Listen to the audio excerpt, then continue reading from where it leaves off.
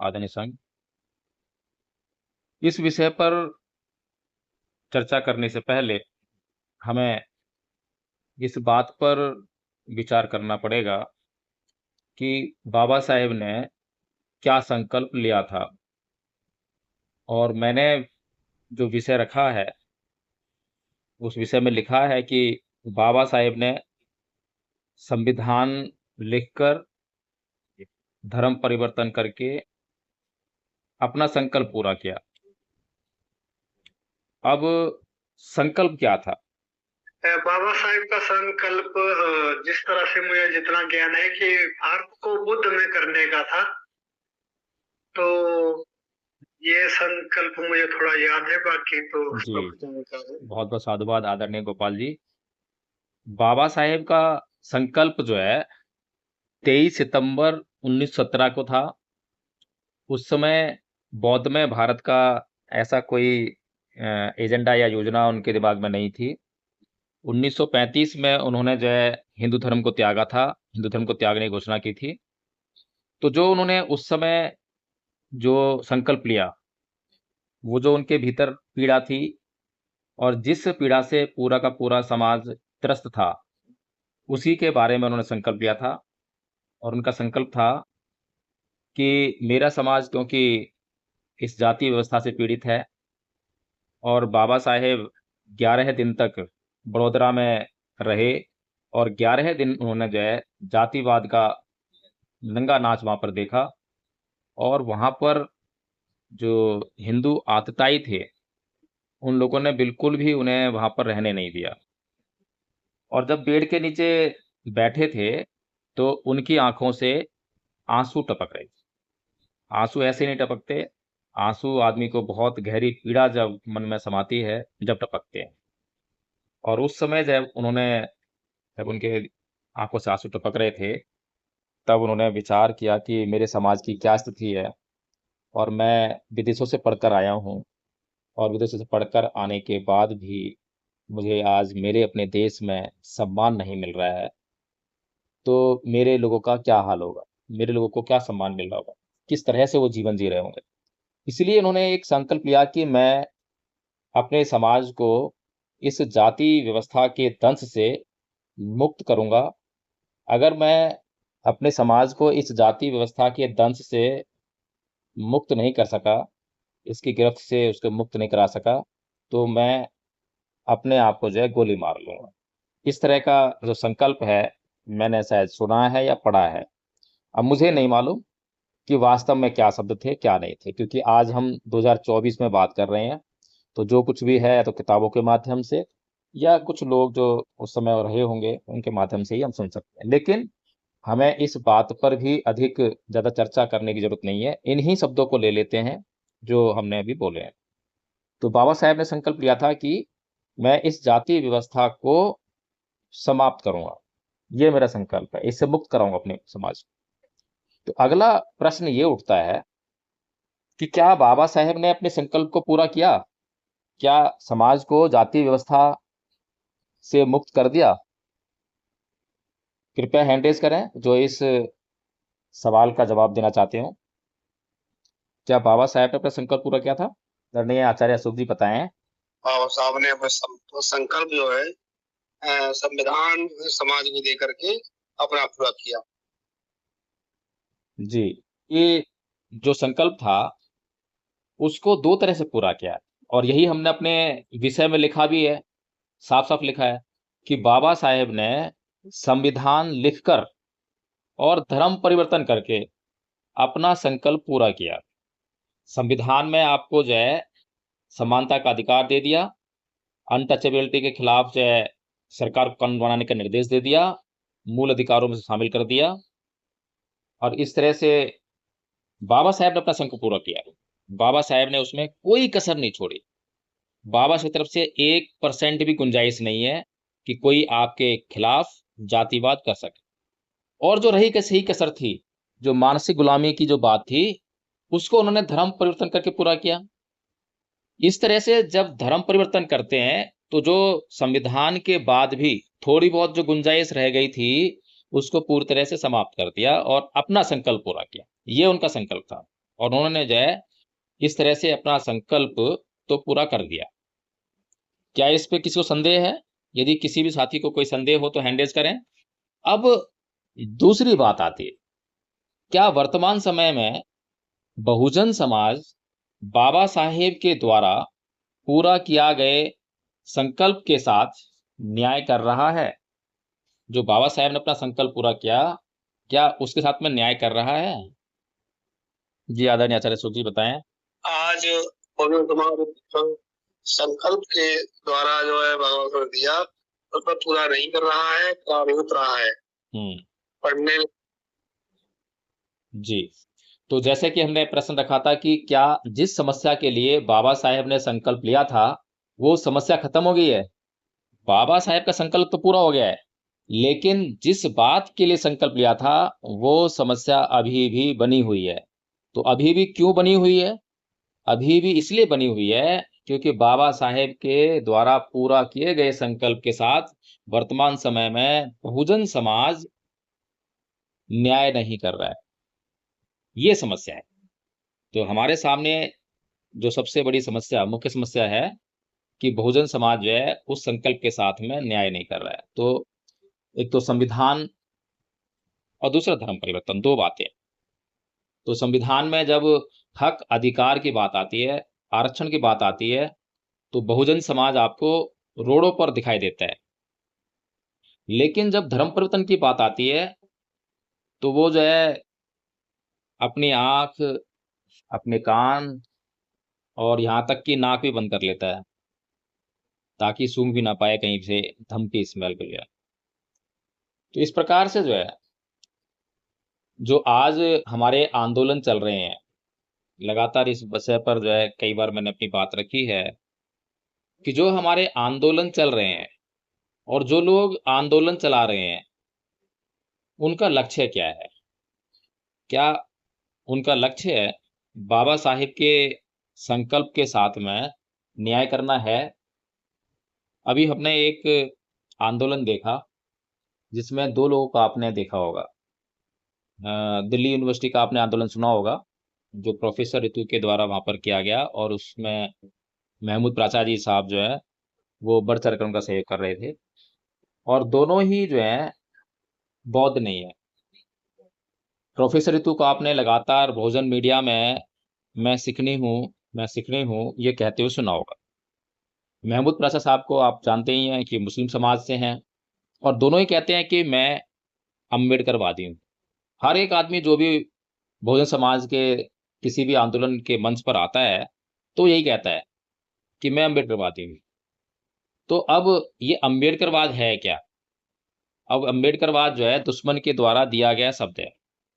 चलिए कोई बात नहीं, अब हम उनकी बात से जो है इत्तेफाक रखते हैं और हम ये मान लेते हैं कि दुश्मन के द्वारा हमें शब्द दिया अम्बेडकरवाद। अब ये अम्बेडकरवाद है क्या? इसको कितने लोग जानते हैं? पहला प्रश्न तो ये होगा कि ये अम्बेडकरवाद क्या है, और दूसरा प्रश्न ये हुआ कि क्या अम्बेडकरवाद बिना बौद्ध धर्म को अपनाए पूर्ण हो सकता है? इस प्रश्न के जवाब में मैं चाहूंगा कि कुछ लोग बताएं कि क्या अम्बेडकरवाद बिना बौद्ध बने पूर्ण हो सकता है? लेकिन 22 प्रतिज्ञाओं की हमने बात नहीं की है, 22 प्रतिज्ञाओं पर भी बात करेंगे। अभी बात हो रही है अम्बेडकरवाद पर, क्योंकि अम्बेडकरवादी होने का दावा जो है हर एक व्यक्ति, बहन कुमारी मायावती जी हों, चाहे आदरणीय चंद्रशेखर आजाद जी हों, चाहे वो प्रोफेसर ऋतु हों, महमूद प्राचार्य जी हों, सभी लोग ये कहते हैं मंच पर आते ही कि मैं अम्बेडकरवादी हूँ, मैं अम्बेडकरवादी हूँ। तो अम्बेडकरवाद है क्या? अब कुछ लोग बोलते हैं कि ये जो है दुश्मन के द्वारा दी गई एक व्यवस्था है जिसमें हम लोग जो है अम्बेडकरवाद में फंस जाए।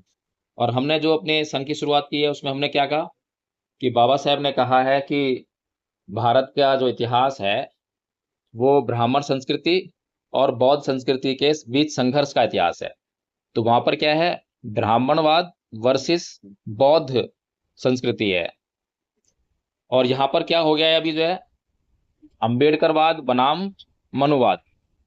अब क्या मनुवाद ब्राह्मणवाद को संपूर्णता के साथ में आपको बताता है? क्या संपूर्ण रूप से जो है ब्राह्मणवाद जो है, ब्राह्मणवाद समग्र है या मनुवाद समग्र है? तो ये जो हमारा प्रश्न है कि क्या अंबेडकरवाद, अब अंबेडकरवाद जो किसी ने भी दिया हम मान लेते हैं, बाबा साहेब जब बौद्ध बन गए हैं तो बिना बौद्ध बने हम अंबेडकरवादी कैसे हो सकते हैं? और जो कहते हैं कि मैं बाबा साहेब की ये बात तो मानूंगा, आरक्षण की बात मानूंगा, मूल अधिकार मिले हैं उनकी भी बात मानूंगा, लेकिन जो धर्म परिवर्तन की बात है उसको नहीं मानूंगा, इससे मैं इत्तेफाक नहीं रखता, ये उनका निजी मामला था। तो ऐसे लोग क्या अंबेडकरवादी हो सकते हैं? क्या उन्हें अंबेडकरवादी कहा जा सकता है? जी आदरणीय आचार्य अशोक जी बताएं, आपका हैंडल है। जी वकील साहब, बाबा साहब ने जब धर्म परिवर्तन किया था तो 5 लाख लोगों ने धर्म परिवर्तन किया। अगर करते तो बाहर जो हमारा बौद्धमय हो जाता उस समय ही, अगर चाहते तो जी वही मेरी बात को मिल गई। जी जी। अब मैं एक शब्द दे रहा हूँ। जी आदरणीय आचार्य रंजीत जी बताएं, आपका भी हैंडल है। अब मैं एक शब्द दे रहा हूँ, अंबेडकर समर्थक। अब ये अंबेडकर समर्थक क्या है और अंबेडकरवादी क्या है? दोनों में कुछ अंतर लग रहा है आपको या दोनों एक ही शब्द हैं? हैंड रेज करें। दोनों शब्द एक ही हैं या कुछ आपको इनमें अंतर दिखाई दे रहा है?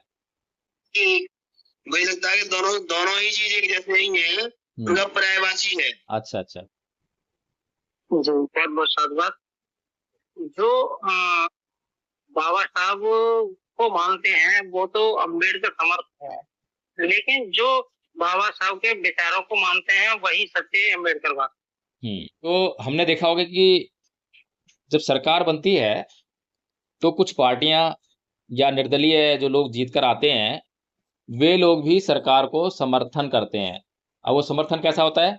एक तो सरकार में शामिल होकर समर्थन करना और दूसरा सरकार के बाहर रहकर समर्थन करना।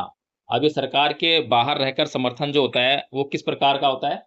आदरणीय हुकुम जी आप बताएं। तरह का होता है कि जैसे सरकार में शामिल ना हो, बाहर से समर्थन करना वो होता है। क्या ठीक है हकीकत? जी फकीर साहब, बाहर से समर्थन इसलिए पार्टी करती है, जो पार्टी समर्थन करती है कि उनके जो एमएलए या एमपी होते हैं वो सरकार में शामिल नहीं होते, बाहर से ही समर्थन करते हैं, विचारों का समर्थन करना ही होता है। जी जी आदरणीय आचार्य भृगुनाथ जी आपका हैंडल बताएं।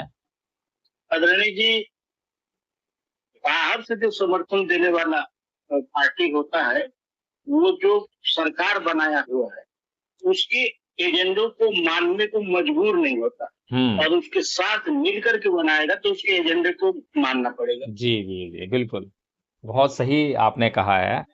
जो बाहर से समर्थन होता है वो जो पार्टी की विचारधारा है वो उसका सपोर्ट नहीं करता है। अगर पार्टी में शामिल हो जाएगा तो ये माना जाएगा कि वो पार्टी की जो विचारधारा है उससे पूरी तरह सहमत है। एक उदाहरण मिलता है हमें इतिहास में, बाबा साहब डॉक्टर भीमराव अंबेडकर जो प्रथम कानून मंत्री बने वो कांग्रेस की जो सरकार थी उसमें शामिल होकर, कांग्रेस सरकार में शामिल हुए थे, कांग्रेस पार्टी में शामिल नहीं हुए थे। पहले ही सरकार में जो है इस तरह का हमने जो है उदाहरण देखने को मिला था। तो बाबा साहेब जो है स्पष्ट तरीके से कहे थे कि हाँ मेरे को जो कांग्रेस की जो विचारधारा से कोई मतलब नहीं है, जो मंत्री पद है, मंत्री पद का कार्य करने के लिए जो है वो सरकार में शामिल हुए। तो इसी प्रकार से जो है जो समर्थक आदमी होता है वो कुछ बातों का समर्थन कर सकता है और कुछ बातों का समर्थन नहीं कर सकता। लेकिन जो वादी जिसको कह रहे हैं हम, वादी यानी कि किसी के लिए जिरह करने वाला, बहस करने वाला, लड़ने वाला, संघर्ष करने वाला, तो इसका मतलब यह है कि वो आदमी जो है हर तरह से हर बात का समर्थन करता है, किसी बात से वो इनकार नहीं कर सकता। तो इसी तरह से जो है, और वो भी वो बातें जो बहुत महत्वपूर्ण हो, एसेंशियल हो। तो इसी प्रकार से जो अंबेडकर समर्थक हैं, तो मेरे हिसाब से जो लोग अपने आप को अंबेडकरवादी कह रहे हैं, लेकिन बौद्ध बनने से इनकार कर देते हैं, तो उनके लिए एक लाइन खींच देनी चाहिए कि आप जो है अपने आप को अम्बेडकरवादी ना कहें, आप अम्बेडकर समर्थक कहें, ताकि जो बहुजन समाज है वो बिल्कुल स्पष्ट रूप से समझ सके कि वो किसको सपोर्ट कर रहा है, वो किसको सुन रहा है, ताकि वो जो है सुनने के बाद एक उचित निर्णय पर पहुंच सके। लेकिन जब जिन लोगों को वो सुनेगा और अगर भ्रम फैलाया जाएगा, तो वे लोग जो हैं भ्रामक स्थिति में आकर अपने ही खिलाफ गलत निर्णय ले सकते हैं। तो इसीलिए जो हम देखते हैं कि आदरणीय प्रोफेसर रितु हैं, जो कि सिख समाज से आती हैं, सिख धर्म को मानने वाली है।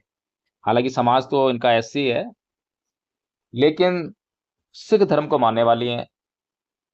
अगर बाबा साहेब डॉक्टर भीमराव अंबेडकर की विचारधारा की पूर्ण समर्थक होती तो कितना अच्छा होता बाबा साहेब की विचारधारा के लिए।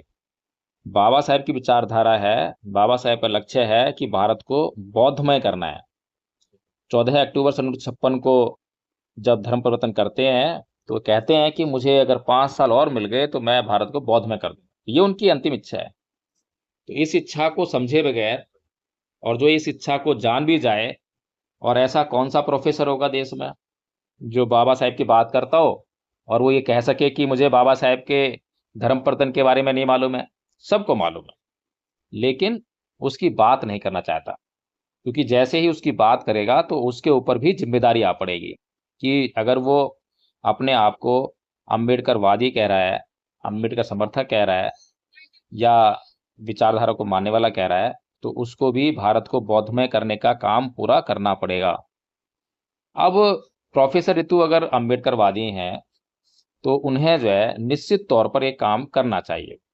अपने सिख समाज में जाकर सबसे पहले तो बौद्ध धर्म का अध्ययन करना चाहिए, खुद जांच करनी चाहिए, क्योंकि अंधभक्त होने के लिए हमारे किसी भी महापुरुष ने हमें नहीं कहा है।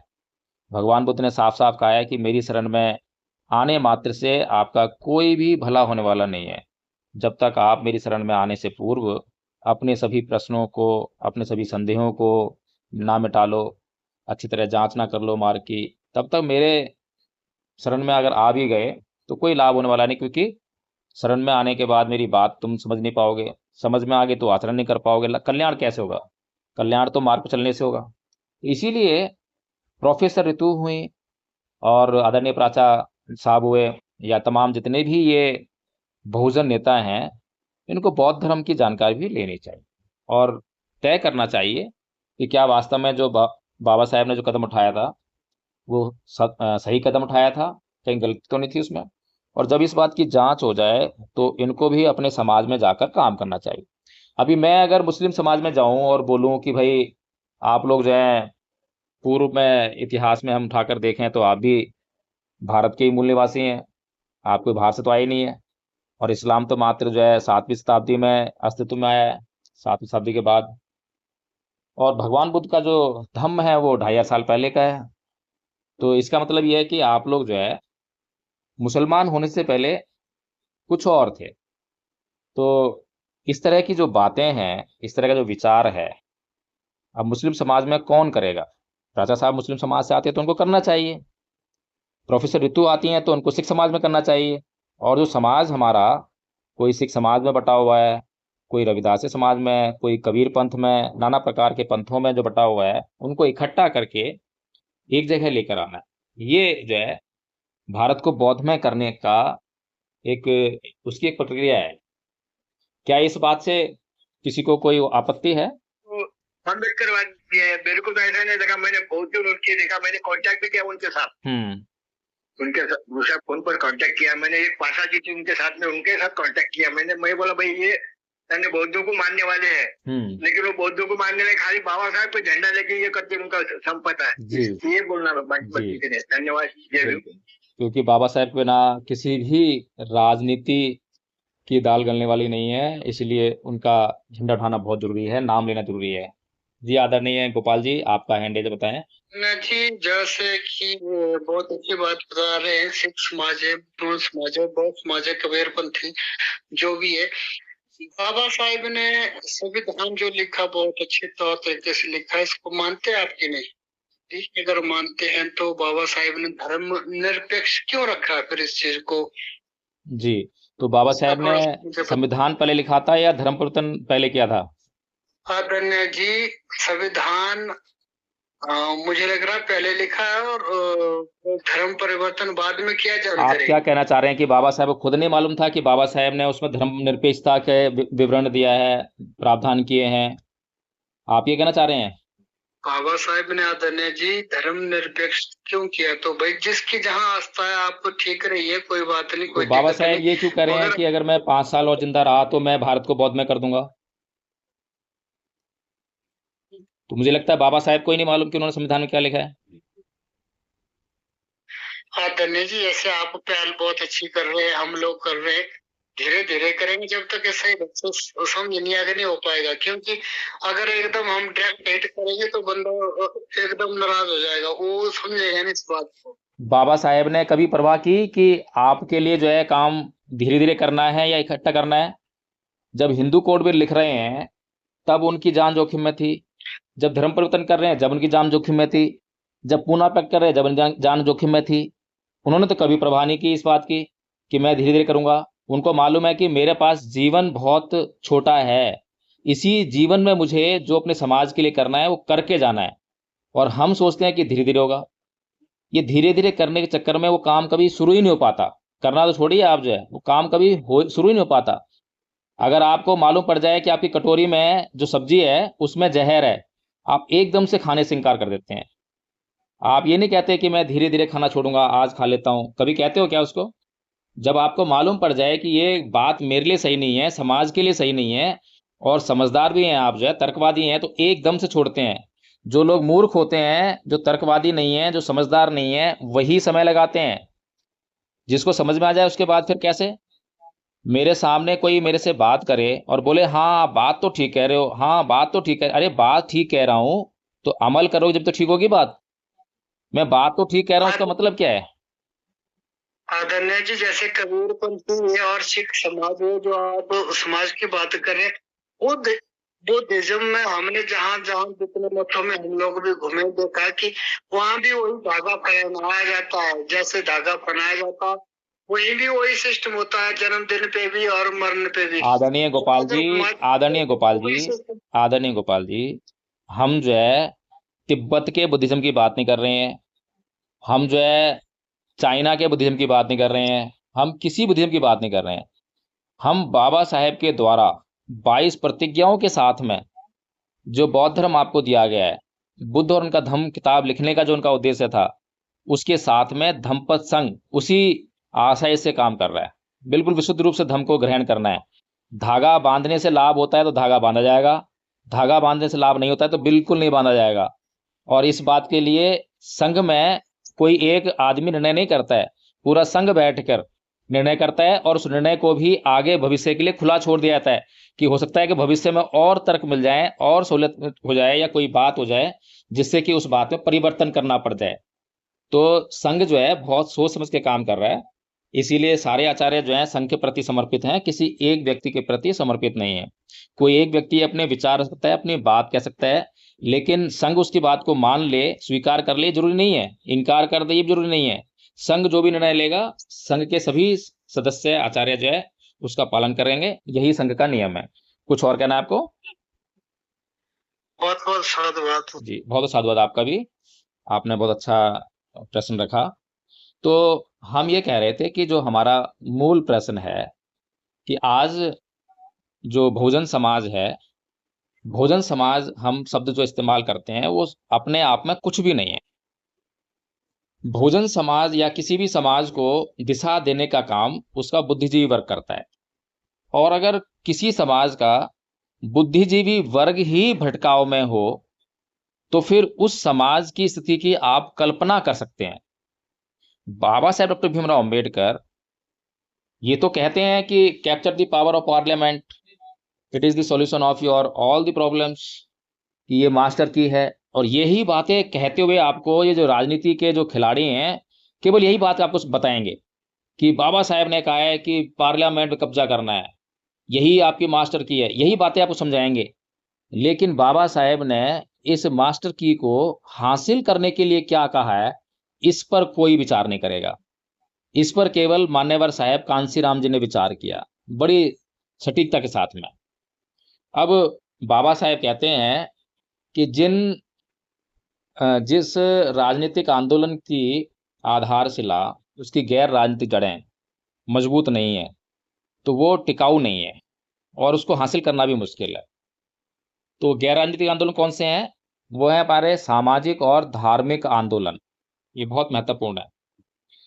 और आप देखेंगे कि बाबा साहेब की इस बात को अगर इस देश में किसी ने अमल करने का प्रयास किया, या तो वो साहेब मान्यवर कांसीराम जी थे या फिर आरएसएस है।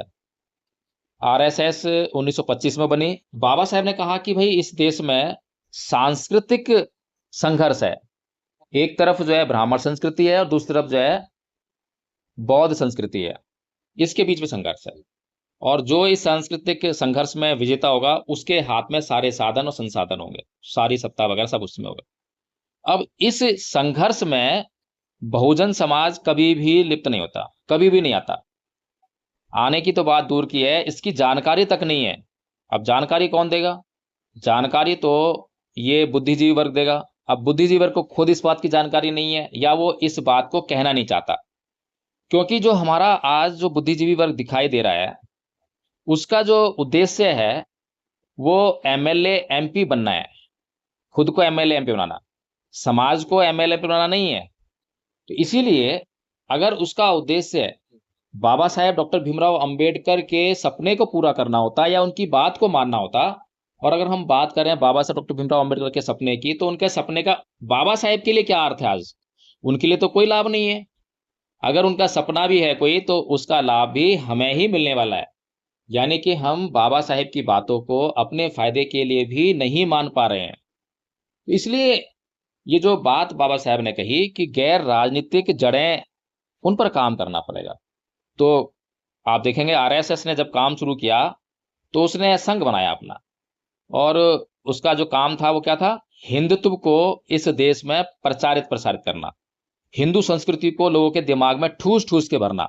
उसने कोई राजनीतिक दल नहीं बनाया, कोई पॉलिटिकल पार्टी उसने नहीं बनाई। उसकी पहली पॉलिटिकल पार्टी कब आती है? 1979 के आसपास आती है, 78-79 में जो है जनसंघ के रूप में, जब वो राजनीति की बात सोचते हैं, जब उन्होंने अपना आधार पैदा कर लिया। उससे पहले वो कभी राजनीति की बात करते नहीं है, सोचते नहीं है।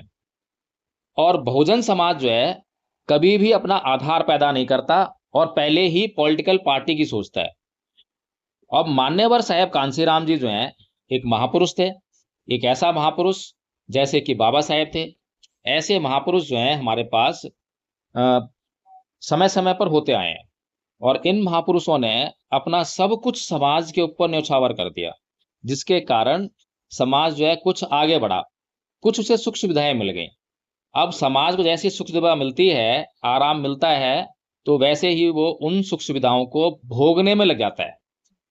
उदाहरण देना चाहूंगा, ये एक मनोवृत्ति है समाज की, हर एक इंसान की ऐसी मनोवृत्ति है। अभी हम अगर आधा घंटा विपස්සना करें, मेडिटेशन करें, और कमर सीधी करने के लिए बोलें, पैर भी आलती पालती मार के बैठने हैं। अब जिन लोगों को अभ्यास नहीं है वो आधा घंटे बैठ नहीं पाएंगे, और आधा घंटे बड़ी मुश्किल से बैठने के बाद जैसे ही उनको रिलीफ लेने के लिए कहेंगे कि ठीक है भाई आप आराम से बैठ जाओ, तो वैसे ही कमर पे दीवार की टेक होगी, कुर्सी की टेक होगी, या फिर बेड होगा तो बेड पे लेट जाएंगे तुरंत ही। ऐसा क्यों हो रहा है? क्योंकि जैसे ही उनको सुख मिला वैसे ही उस सुख को भोगने की तरफ भागे। और यही हमारी असली समस्या का कारण है कि हम उस सुख में जो दुख छुपा हुआ है उस दुख को नहीं देख पा रहे हैं, और उस सुख को भोग कर उस दुख को हम अपने लिए आमंत्रित कर लेते हैं।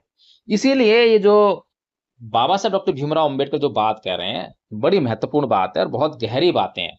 यही बातें जो हैं अगर हमें समझ में आ जाए तो हम समाज को समझाने लग जाएं, और बुद्धिजीवी वर्ग को समझ में आ जाए तो वो बड़े पैमाने पर ये काम कर सकता है। और अगर ये बुद्धिजीवी वर्ग अपना काम करे तो ये समाज बहुत जल्दी आगे बढ़ सकता है। जैसे कि हमारे बीच में समय समय पर महापुरुष आए। अभी जो महापुरुष आए हैं इनको अपना सब कुछ बर्बाद करना पड़ता है।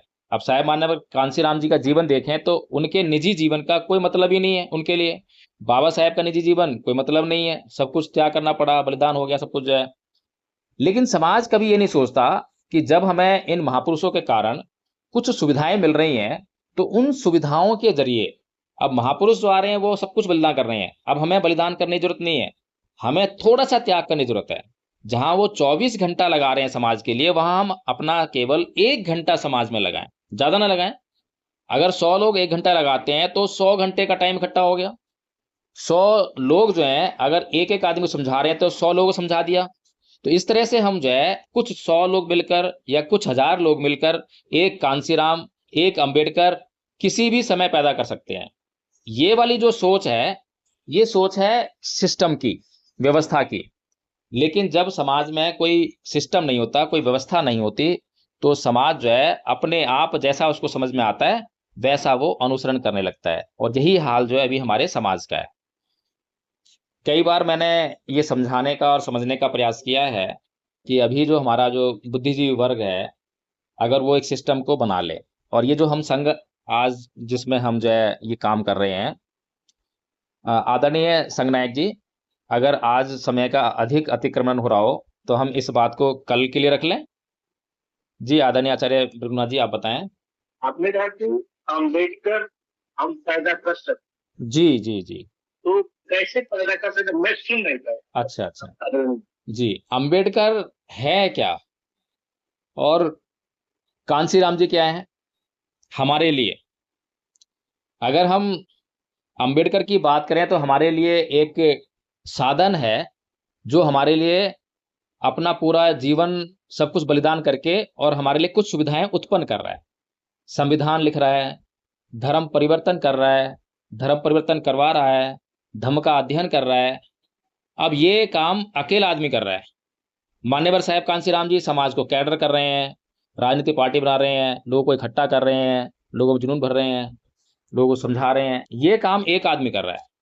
अब एक आदमी को ये काम करने के लिए अपना सब कुछ न्यौछावर करना पड़ रहा है, सब कुछ बलिदान करना पड़ रहा है, और जब जाकर समाज को कुछ सुख सुविधाएं दे पाता है। लेकिन समाज जैसे ही सुख सुविधाएं पा रहा है, वैसे ही वो जो है अपने आगे आने वाले लक्ष्य को, यानी कि जो उसका अंतिम लक्ष्य है, उसकी तरफ सोचने की बजाय और उस तरफ आगे बढ़ने की बजाय उन सुख सुविधाओं में मशगूल हो जाता है, भोगने में जो है, और उसका लक्ष्य फिर उससे दूर होते जाता है। इसीलिए जो मैंने कहा कि हम कुछ लोग मिलकर, जैसे हम लोग यहाँ पर 60 आचार्य हैं, तो 60 आचार्य मिलकर अगर और आचार्य पैदा करें तो हमारे पास जो है यही आचार्यों की संख्या बढ़ जाएगी। और ये संख्या जो है, जब हम इसका अभ्यास लेकर समाज में जाएंगे तो ये धर्म परिवर्तन करने की दिशा में, एक तो धर्म परिवर्तन होता है गा बजाकर करना, कि हम बहुत ढोल नगाड़े बजा रहे हैं, मंच लगा रहे हैं और वहां पे दीक्षा कार्यक्रम आयोजित कर रहे हैं, तो सबको आपत्ति होती है। लेकिन जो हमारा जो धर्म परिवर्तन का तरीका है कि किसी को मालूम भी ना पड़े और धर्म परिवर्तन हो भी जाए, तो वो इस तरीके का है और किसी को चुभे भी ना। तो इस तरह से जो अकेले बाबा साहेब काम कर रहे हैं, अगर वही काम करने के लिए, अब बाबा साहेब काम कर रहे हैं अगर धर्म परिवर्तन करने का, धर्म परिवर्तन कराने का, तो अगर अकेले कर रहे हैं तो 100 लोग मिलकर करेंगे तो कम से कम बाबा साहेब का 1% काम तो कर सकते हैं। 1000 लोग मिलकर वो काम करेंगे तो कम से कम जो है 10% काम हो जाएगा। ऐसे ही हम हजारों लोग मिलकर एक अंबेडकर कभी भी पैदा कर सकते हैं। ऐसे ही हम 100 लोग मिलकर, हजारों लोग मिलकर जो है एक कांसीराम कभी पैदा कर सकते हैं, अगर हम उनके जैसा काम करें। तो जो लक्ष्य बना लिया, लक्ष्य पर हम निरंतर काम करे जा रहे हैं, तो उससे क्या होगा कि एक सिस्टम मिल जाएगा समाज को। और जैसे अभी धम्मपद संघ जो सिस्टम बनाने का प्रयास कर रहा है, यहाँ पर किसी भी एक आदमी के लिए जगह नहीं है, चाहे वो संस्थापक हो, चाहे संघनायक हो, चाहे कोई नया सदस्य हो। जो नियम बनाए गए हैं संघ के, सभी को उसके अनुसार चलना है, उससे बाहर कोई नहीं है। लेकिन यही बात अगर हम बहुजन समाज पार्टी में देखें, क्या वहां पर ऐसा है? आजाद समाज पार्टी में देखें तो वहां पर ऐसा है? क्या कोई भी व्यक्ति इन पार्टीज को अपना सब कुछ न्यौछावर करने के लिए तैयार हो जाएगा? मान्यवर साहेब कांसीराम जी का बलिदान देखकर तो कोई भी तैयार हो सकता है, लेकिन क्या वर्तमान परिस्थितियों में कोई भी व्यक्ति कार्यकर्ता भी बनना स्वीकार करेगा? वोटर बनना भी मुश्किल हो रहा है आज। तो वो क्यों हो रहा है? क्योंकि वहां पर एक ऐसी व्यवस्था नहीं है जो लोगों साथ में न्याय कर सके और जिसके ऊपर लोग विश्वास कर सकें। तो हम बार बार क्या कहते हैं कि संघ जब तक कायम रहेगा जब तक ये न्यायिक है, जब तक ये न्याय करता रहेगा संघ कायम रहेगा। जिस दिन इसने न्याय करना बंद कर दिया या इसके न्याय में त्रुटि हो गई, उस दिन संघ जो है विघटित होने लग जाएगा। ठीक है आदरणीय भृगुनाथ जी, आदरणीय भृगुनाथ जी जी। मैं आदरणीय संघ नायक जी से पूछना चाहता हूं कि इसको अब कल के लिए रखें, बाकी जो है एक्सटेंड कर लें इसको, क्योंकि अब बहुत अतिक्रमण हो गया है।